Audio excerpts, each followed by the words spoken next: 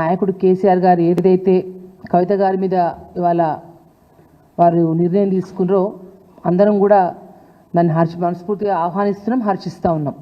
మీ అందరికి తెలిసిందే, చాలా రోజుల నుంచి కూడా కవిత గారు ఎప్పుడు ఏది మాట్లాడినప్పుడు కూడా క్షేత్రస్థాయి నుంచి కూడా కార్యకర్తలందరూ కూడా అరే గ్రామ స్థాయిలో కాంగ్రెస్ పార్టీ పూర్తిగా కూడా ఫెయిల్ అయిపోయింది, బ్రహ్మాండంగా మళ్ళీ కేసీఆర్ సారే కావాలని కోరుకుంటా ఉన్నారు.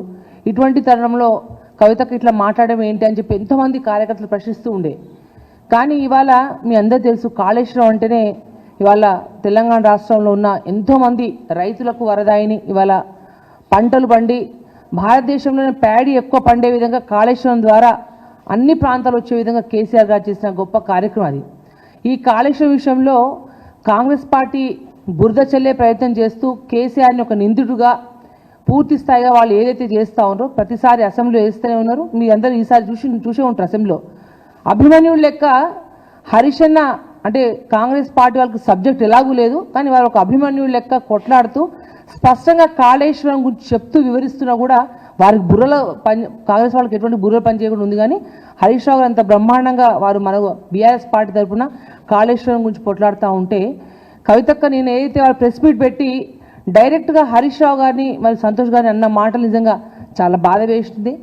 అయితే కేసీఆర్ గారు ఈ టైంలో అంటే మీకు తెలుసు దాదాపు తెలంగాణ రాష్ట్రంలో 60 లక్షల మంది సభ్యత్వం ఉన్న ఈ పార్టీలో ఎంతోమంది కార్యకర్తలు ఎంతోమంది జీవితాలు బీఆర్ఎస్ పార్టీ మీద పెట్టుకున్న వాళ్ళు ఎంతోమంది ఉన్నారు. కానీ వారు ఇటు హరీష్ రావు గారిని వాళ్ళని నిందించడమే కాకుండా దాంతోపాటు పార్టీ ఉంటే ఏంది పోతే ఏంది అనే ఒక మాట ఏదైతే అన్నారో నిజంగా చాలా బాధ వేసింది, చాలా కలిసి వేసింది. ఎందుకంటే కేసీఆర్ గారిని నమ్ముకొని ప్రజలు నమ్ముకొని ఈ పార్టీలో ఎంతోమంది నాయకులు కార్యకర్తలు ఎంతోమంది బతుకుతూ ఉన్నారు ఇప్పటికి కూడా.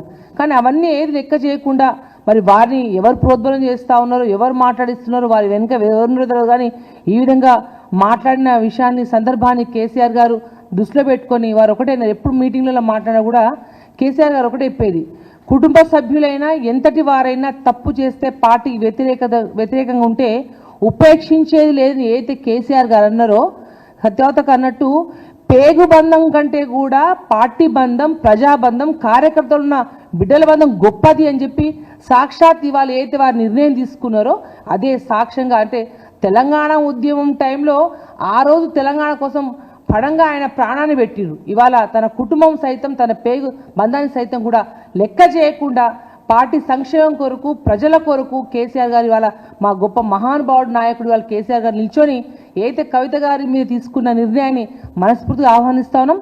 నిజంగా వారు సొంతగా చెప్పినట్టు వస్తూ సోషల్ మీడియాలో చూస్తుంటే ఇంతకుముందు ఉన్న వాటికి ఇప్పటికి ఇంత విచిత్రంగా అంటే ప్రజల కడుపులో కార్యకర్తలు ఎంత రగిలిపోతున్నారో ఇవాళ అంటే ఎప్పుడు పార్టీ ఎప్పుడు నిర్ణయం తీసుకుంటుందా అని ఎదురు చూసినట్టుగా ఇవాళ సోషల్ మీడియాలో కనబడతా ఉంది. ఖచ్చితంగా కేసీఆర్ గారి నాయకత్వంలో రానులలో ఇంకా పటిష్టంగా అందరం ఈ మహిళా లోకం కూడా పూర్తి స్థాయికి పనిచేస్తుందని తెలియపరుస్తూ మరొకసారి మా నాయకుడిని యొక్క ఏదైతే నిర్ణయం తీసుకున్నారో దాన్ని అందరం కూడా మనస్ఫూర్తిగా ఆహ్వానిస్తూ ఉన్నాం.